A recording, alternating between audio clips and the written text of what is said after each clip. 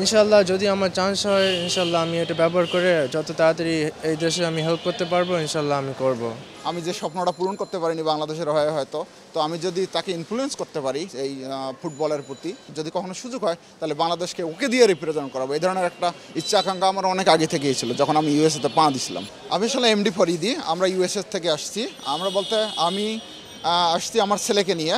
So মূলত ওই player আমির সামি, আপনারা নিশ্চয়ই এতদিনে সোশ্যাল মিডিয়ায় জেনে গেছেন, যে কিনা Barcelona academy, new York Barcelona একাডেমিতে অনেকদিন খেলছে, হয়তো বা ওই বলবে ওর এক্সপিরিয়েন্স ওখানে কী ছিল।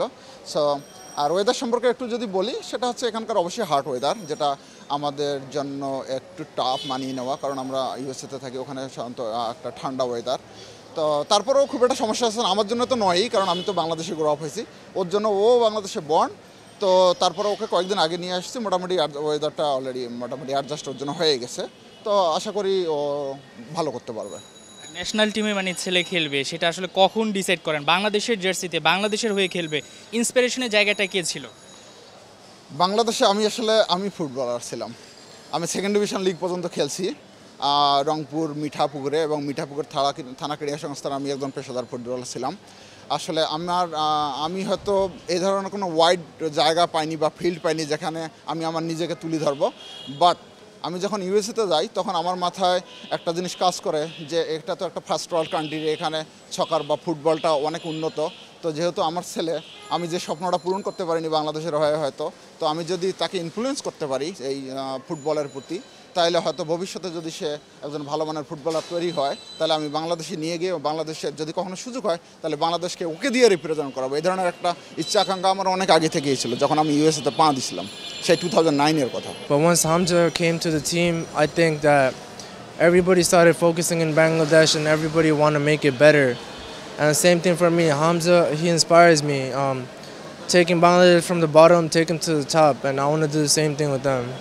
তো আপনি বিশ্বাস করেন হামজা সুমিত ফাহমিদুলদের সাথে ন্যাশনাল টিমে খেলতে পারবেন এটা খুব তাড়াতাড়ি?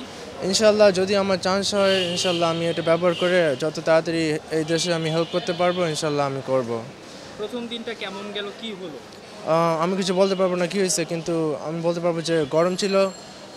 ওরা যারা ম্যানেজ করেছে অনেক ভালো করে ম্যানেজ করতেছে, আমাদেরকে অনেক টেক কেয়ার করতেছে, যে আমরা আরেকগুলো দেশ থেকে আসতেছি, we are not use to the weather here, কিন্তু ওরা ম্যানেজ করতেছে সব কিছু ভালো। আপনার বাবা যে স্বপ্নটা দেখছেন, যেটা বললেন, সেটা নিশ্চয়ই পূরণ করা খুব বেশি দূরের নয়। হ্যাঁ, সো আমার ফ্যামিলি অনেক সাপোর্ট করে, তো আমাকে জুতা কিনে দেয়, আমাদের একাডেমি টাকা দেয়, সব কিছু করে দেয়, নিয়ে যায়। সো যদি আমি হয়, firstly family most important to me, আমার ফ্যামিলি অনেক close to me. So if anything, everything is possible because of my parents, because of my family. Family supports me a lot. So আমি Barca academy খেলছিলাম new ইয়র্কে, ওখানে real Barcelona academy coach Barca থেকে আসে, Spain থেকে আসে, আমাদেরকে ওখানে কোচ করে। আর আমরা ওখানে যেখানে খেলছিলাম আমরা প্রথম ডিভিশনে খেলছিলাম। সো আমরা আমেরিকাতে আরও যেগুলো ভালো দল আছে আমরা সবসময় ভালো দলের সাথে খেলছিলাম।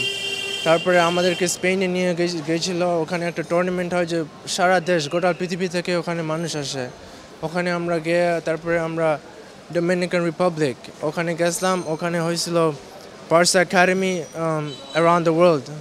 আমরা ওখানে ফাইনালে যা হারে গেছি, কিন্তু আমার ওখানে 8টা গোল ছিল। Most valuable player and Barca academy really help me. Best of luck আপনার জন্য এবং অসংখ্য ধন্যবাদ আমাদেরকে সময় দেওয়ার জন্য। আমরা আশা করছি যে বাংলাদেশের জার্সিতে ঠিক এভাবে বিশ্বের বিভিন্ন প্রান্ত থেকে যেসব ফুটবলাররা আসেন, তারা বাংলাদেশের ফুটবলটাকে ঠিক তলানি থেকে একেবারে আকাশে ছুঁয়ে দিবেন, এবং বাংলাদেশে যে সমর্থক রয়েছে তাদের দীর্ঘদিনের যে স্বপ্ন, সেটা হচ্ছে ফুটবল বিশ্বকাপে খেলা, সেটা কিন্তু দূরের নয় যদি এই যাত্রাটা চলতে থাকে।